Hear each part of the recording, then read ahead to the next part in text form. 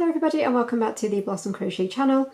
If this is your first time visiting my channel, then hi, my name is Rebecca, and make sure that you subscribe to the channel now and click that little bell icon so that you keep up to date with all of my crochet videos. In this tutorial I'm going to be showing you how to make these absolutely adorable little pumpkins. So whether you want to do them in Halloween colours or whether you want to just do anything you like, which is pretty much what I have done here, you can use this tutorial to make any size pumpkin. So you can make from absolutely diddy ones like this one to medium sized ones to absolutely enormous ones that you could put outside in the dry, obviously, or use as decoration around your home. So you can use any yarn that you like, any size. Just make sure you drop down at least a half hook size for whatever your yarn would normally recommend, just so that you don't see any of the stuffing. It keeps the stitches nice and tight. So yeah, I've got my sweet little rainbow one, which actually just reminds me of a little tangerine. And then I've got mine, which has been done in the chunky here. So totally up to you, really versatile, just use whatever you like basically. So I'm actually going to be starting and finishing the tutorial with different yarns purely to save some time. So I'm going to be starting it off with this Baby Blossom Chunky rainbow yarn, but then at the end I will use this piece that I've already made up to show you how to stuff and finish off your pumpkin. But all of the sizes that I've made will be in the description box anyway. So when you start, you want to start with your slip knot on your hook, but leave yourself quite a long tail. And I'm using a chunky yarn, so I'm using a 5mm for this bit. And then you just want to make a chain any length that you like. There's no set multiple, you just want to chain for as long as you like. So it's totally up to you. So you just chain, so yarn over and pull through, yarn over, pull through, and just complete your chain. Okay, so once you have completed your chain, you're going to work back along doing UK double crochet. In the US, this is your single crochet. So it's totally up to you. You can work into the loops of the V or you can work into the back bumps. It is totally up to you. But you want to start in the second chain. So you never count the loop on your hook. So you've got your first chain and second chain. So you want to insert your hook, yarn over and pull up.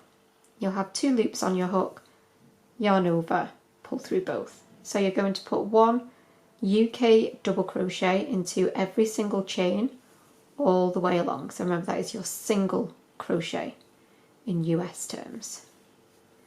So 1 double crochet into every single chain. Make sure you work into that very final chain. Okay, and don't worry if it curls up, that's perfectly normal. So now you're simply going to create a piece of ribbed crochet. So you want to chain 1 and turn your work. So that chain 1 does not count as a stitch. That is simply your turning chain. And you're going to work now 1 double crochet, again UK terms, in the US single, all the way along, but working into the back loop only. So you can see across the top you've got all of these V's.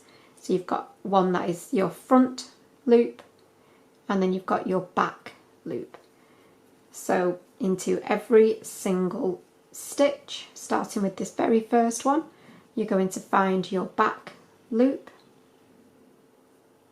and do a UK double.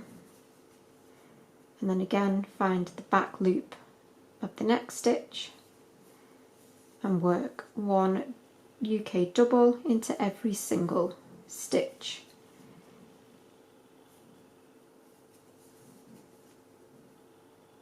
So to make sure that you're not missing stitches at the beginning or end of your row, it would probably, especially if you're a beginner, it'd be really beneficial to pop a stitch marker into your very first and last stitches, just so that you know where your new row needs to finish each time, and that will just keep your work nice and straight.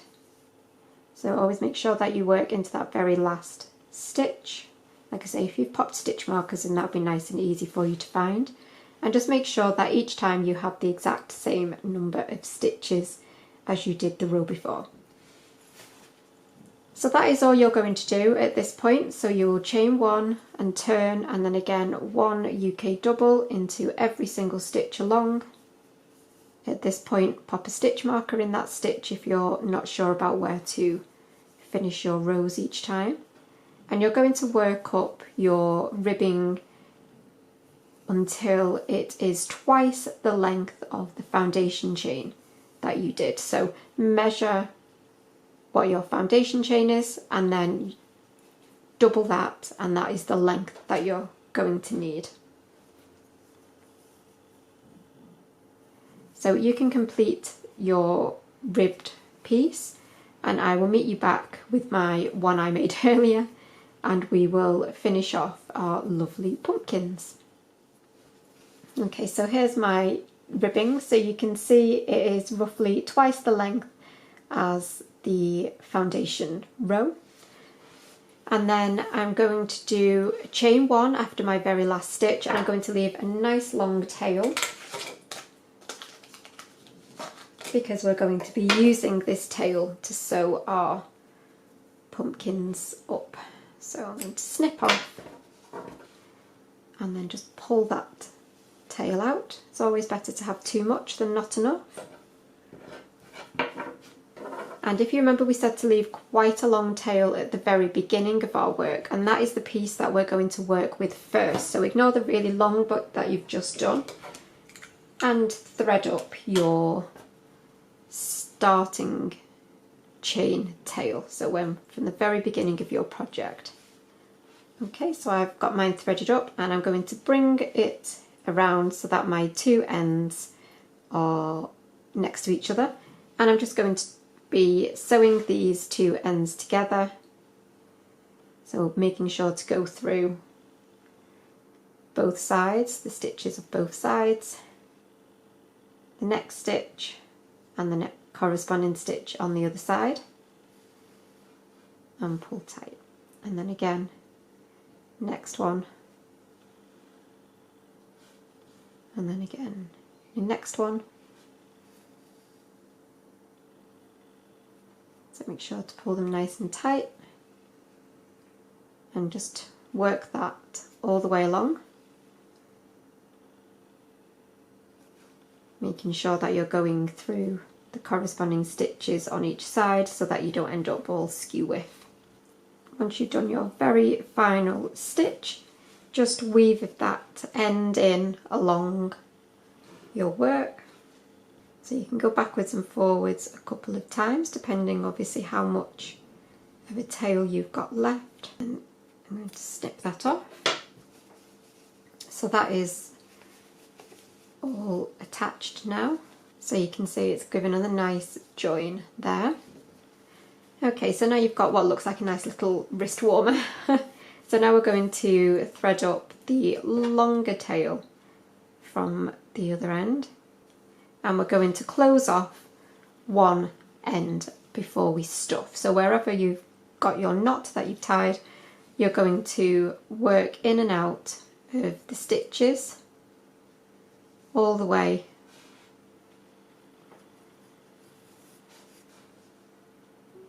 along the top. So you don't need to pull it tight at this point, you literally just want to weave that needle in and out along the top of your work. Okay, so once you've worked that all the way around across the tops of those stitches, you can literally just pull on that end to close up. So it's not going to close all the way, we're going to need to work a couple more stitches just to close that hole up a little bit more. So across that small hole there now, I'm just going to work a few stitches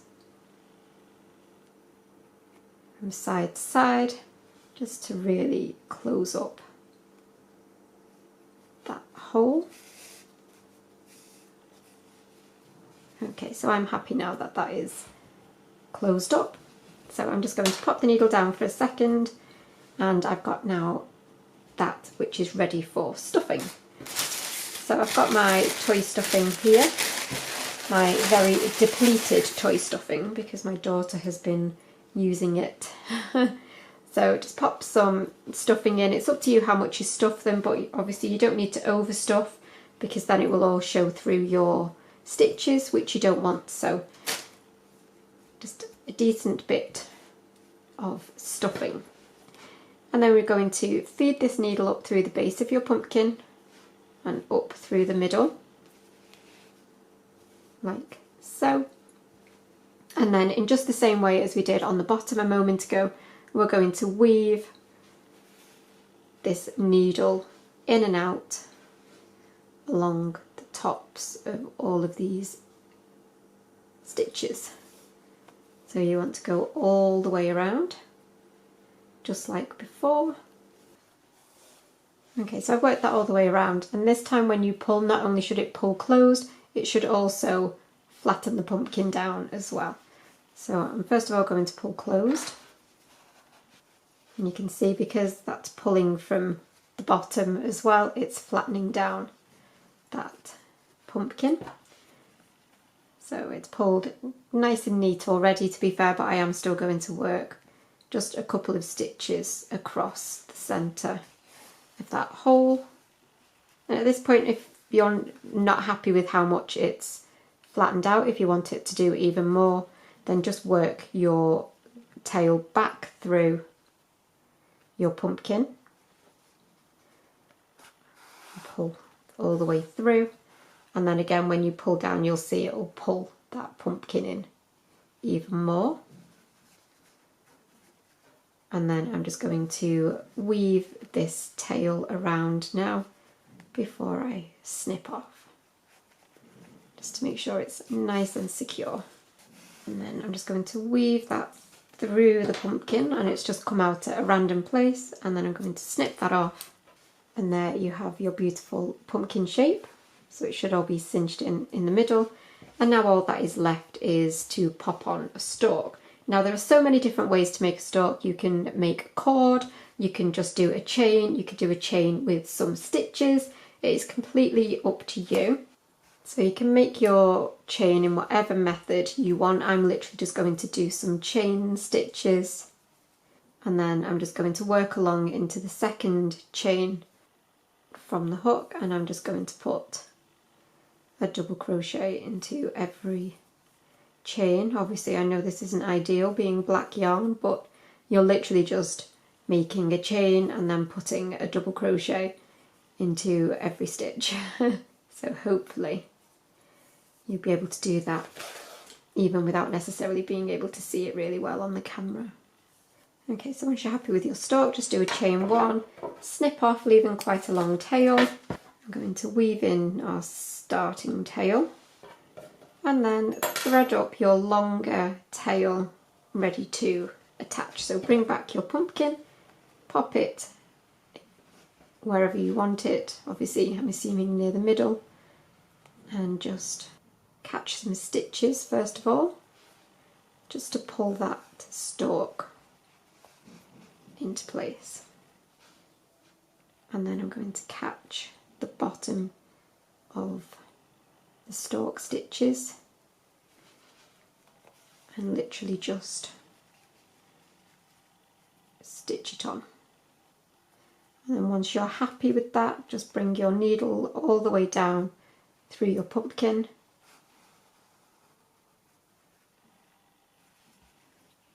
and again I'm just going to weave my tail in and just come out through a random part of the pumpkin. And once that's weaved in, snip that tail and then just use your needle just to poke it back in. So there is a beautiful little pumpkin. So obviously you can make massive ones, tiny ones, it is completely up to you. But that is how to make a really, really simple pumpkin. But thanks as always for joining me and for watching. Make sure to join me next time for a brand new tutorial, and I will see you again really soon. Bye for now.